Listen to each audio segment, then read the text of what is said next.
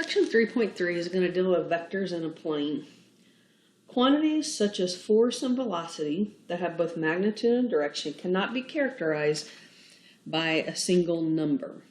To represent these quantities, we have to use a directed line segment. So something like this. A vector looks something like that. And this is called the initial point. And this would be the terminal point.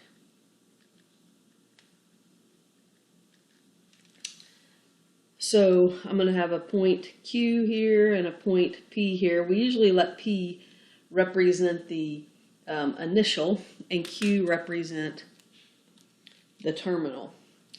So the way that you denote a vector is something like this. I would call this vector PQ. Notice it's different than array. It has the one little side of the arrow. So this means that it starts at P and goes in the Q direction. So if we want to measure the magnitude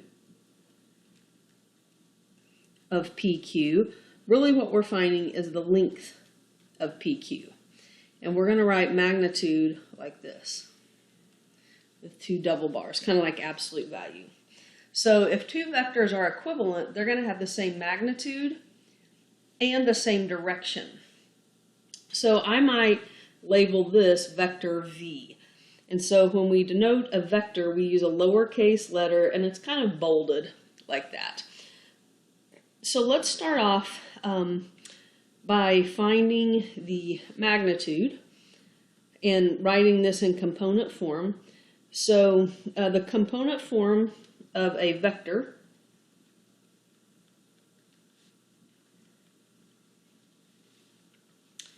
with initial point P and the terminal Q. So the initial point P is going to have P1 and P2, and Q would have Q1, whoops, lowercase letter, and Q2. So if I want to find the magnitude of PQ, the way that I do that is by, if I want to find the vector in component form, then I'm going to take the first Q and subtract the first P, comma, the second Q, subtract the second P. And notice with component form, we have like little side arrows here. It's not a parenthesis, that would mean an order pair. So if I want to find the vector form, it ends up kind of looking something like this.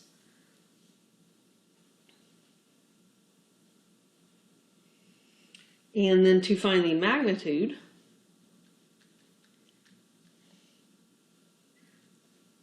looks like that, of V, we're going to take the square root of the first Q minus the first P squared plus the second Q minus the second P squared. If you notice, this kind of looks like the distance formula because we're really finding length here.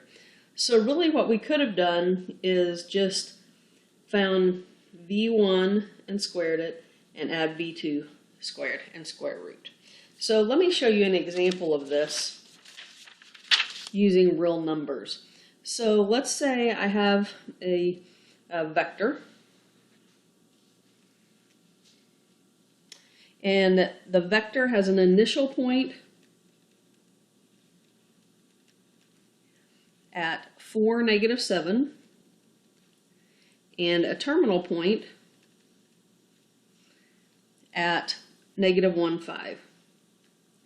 So the first thing I want to do is write this in component form.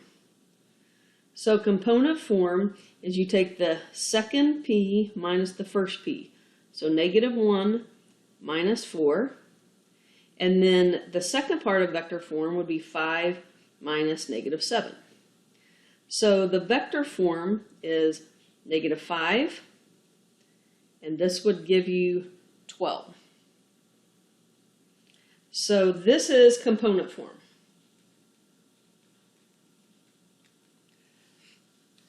Let's go now and let's find the magnitude. So I'm just going to call this vector V. and I want to find the magnitude of v.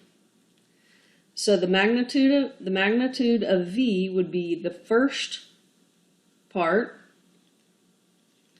squared plus, and I almost think these are kind of like the y value. So this would be 25 plus 144, which is 169. So the magnitude, or the length of that vector, is 13.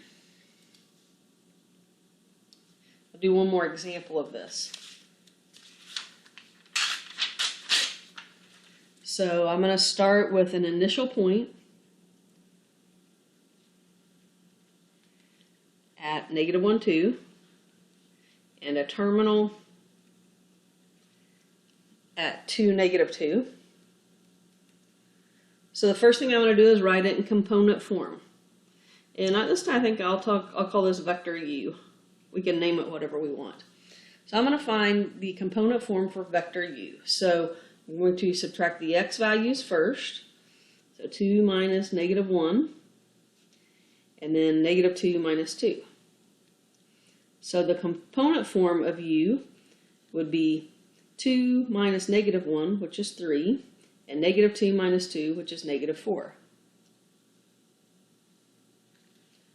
So now I want to find the magnitude of u, or the length of u. So I'm going to square this term plus that term squared and square root it. So this would be 9 plus 16, which is 25. So the magnitude of u would be 5 units long.